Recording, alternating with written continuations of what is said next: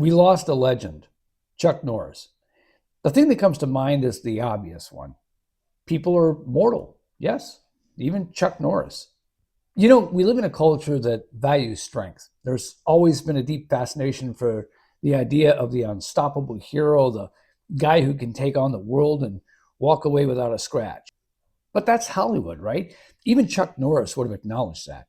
He got the jokes that turned him into a symbol of invincibility. He laughed with the creators of the memes depicting Grim Reapers knocking on the door of someone just to realize it was Chuck Norris and walking away to reap someone else. And that's not to say Norris wasn't actually a tough guy in real life. I think he was the real deal in more ways than one. He dies, the man, but his message lives on. And perhaps there's a valuable lesson in it as well, because when you read the headline, Chuck Norris has passed away, your first thought is, he can't.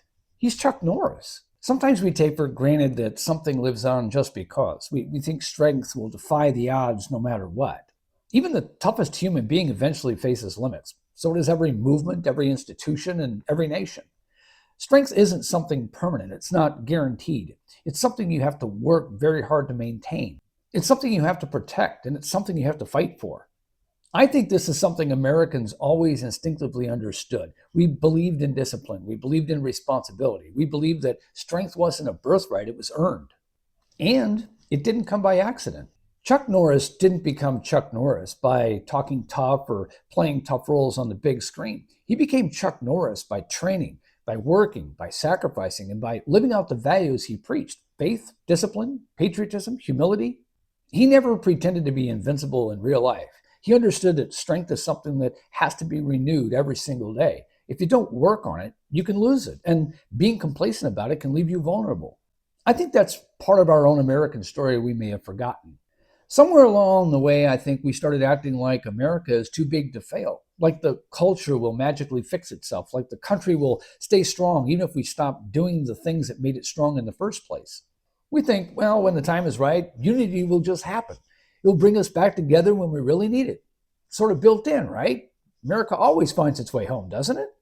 That's not really how it works. History has shown us ever so clearly that nations rise and nations fall. And when they fall, it starts at the core. It starts at the people. It starts when the people have too much faith in their own strength that they stop paying attention. They start thinking the cracks that begin to appear don't matter. Someone will fix them. America can be called the greatest, most successful experiment that ever was. Many Americans still believe that, but many have lost sight of that. Many don't believe that at all, and many have turned their backs on it. For those of us who do acknowledge that America is great, even exceptional, I think it's important to also acknowledge we can lose it. We can lose it fast. It can happen in the blink of an eye. Like one day Chuck Norris is larger than life, seemingly defying the odds, and the next, he's gone. Preservation of a nation requires admitting we have something very special here, something very unique. We have to admit at the same time that's not enough.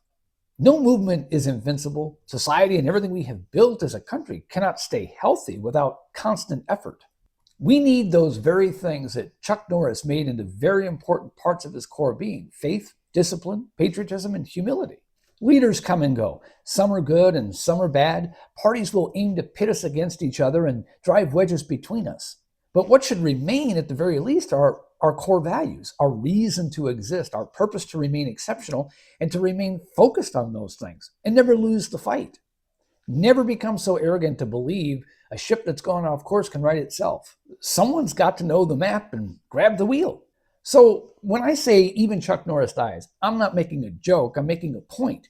If the strongest man eventually faces the limits of time, then the strongest nation can face the limits of complacency.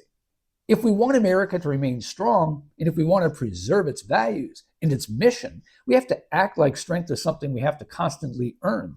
We have to rebuild discipline. We have to rebuild individual responsibility. We have to work hard back toward unity and rebuild the cultural backbone that made this country what it was. Above all else, we have to love it, even when things feel wrong, especially when things feel wrong. Those are the times when our country needs us to be there for it more than ever. We the people means it's up to us to fix things, not up to our leaders. It means sometimes enduring a bit of pain and inconvenience just to keep the thing alive that we value and doing our part. Chuck Norris understood that strength comes from character, not comfort, from effort, not entitlement, from humility, not ego. And maybe that's the lesson we need right now. Not the mean version of toughness, but the real version of it. The version that knows life is short, time is limited, and the things we love don't last unless we protect them. We are mortal, but we can leave legacies behind that last forever. If we want America to keep America strong, we have to live like the country depends on us, because it does.